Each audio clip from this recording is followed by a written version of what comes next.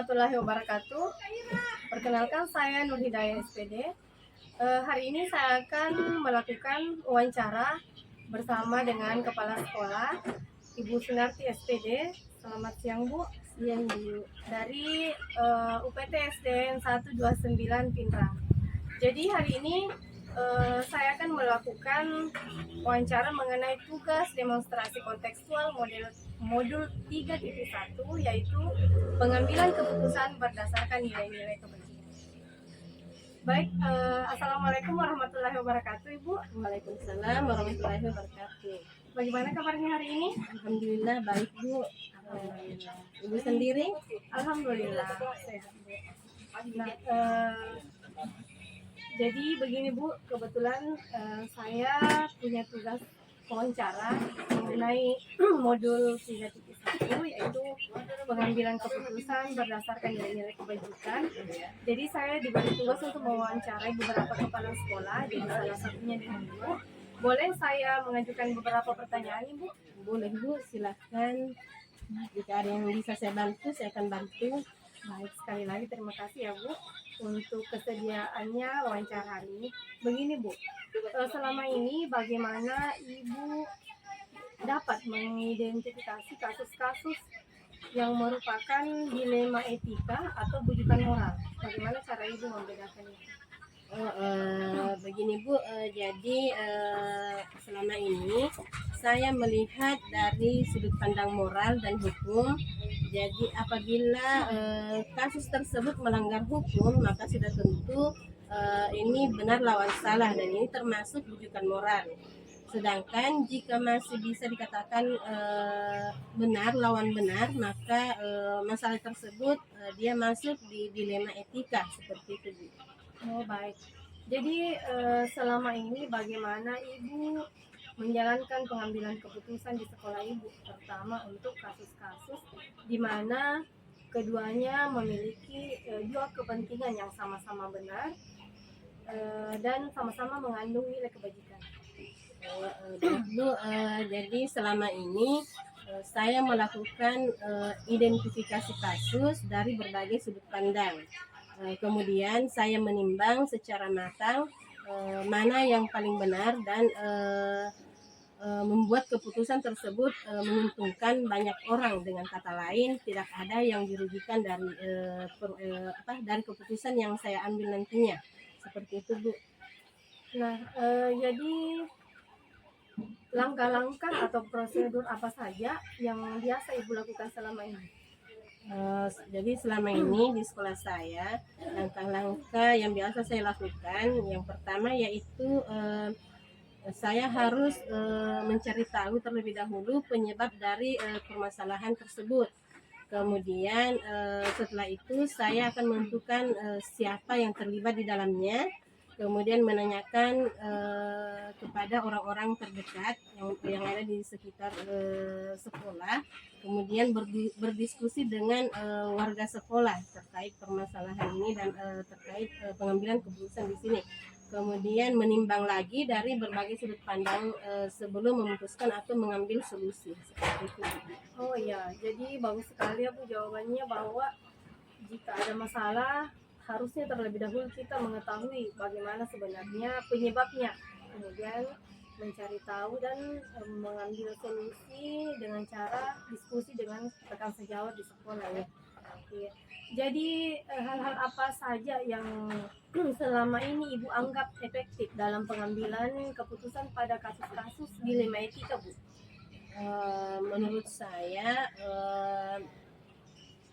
di sini saya melakukan analisis dari kasus yang terjadi di sekolah saya. Kemudian saya menentukan solusinya dan menyesuaikan dengan peraturan dan norma yang berlaku.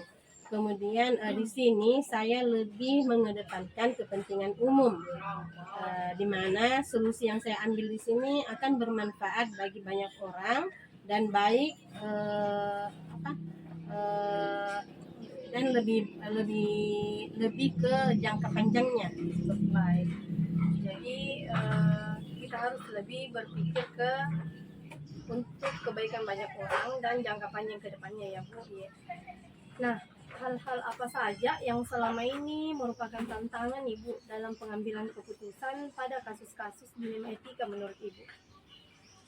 Eh, jadi selama ini tantangan dalam mengambil keputusan yang saya lakukan di sini yaitu yang pertama, bagaimana saya mencari keputusan yang terbaik dari keduanya, karena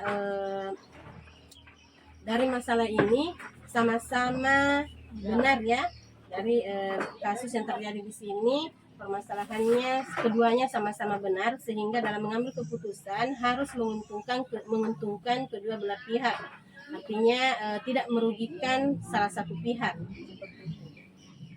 Baik, jadi artinya dengan mengambil keputusan itu kita harus memperhitungkan sehingga kedua belah pihak itu tidak ada yang dirugikan, atau misalnya dampak positif, kalaupun ada dampak negatif lebih besar ke dampak positif daripada negatifnya ya Bu. Ya. Baik.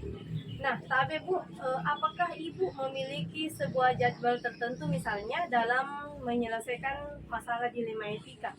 Maksud saya, apakah Ibu langsung menyelesaikan di tempat pada saat itu, atau misalnya Ibu membuat jadwal untuk menyelesaikan, baik itu bentuknya prosedur atau seperti apa yang biasanya Ibu jalankan? Kalau membuat jadwal sih itu tergantung dari jenis permasalahannya, jenis kasusnya ya. Jadi untuk memutuskan masalah yang ringan, biasanya saya langsung mengambil keputusan di tempat saja pada hari itu juga. Akan tetapi maka bisa diputuskan pada saat itu ya Bu.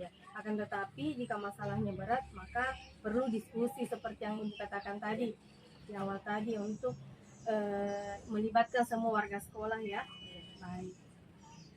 Nah, Ibu, adakah seseorang atau faktor-faktor apa yang selama ini mempermudah Ibu atau membantu Ibu dalam pengambilan keputusan dalam menghadapi dilema etika?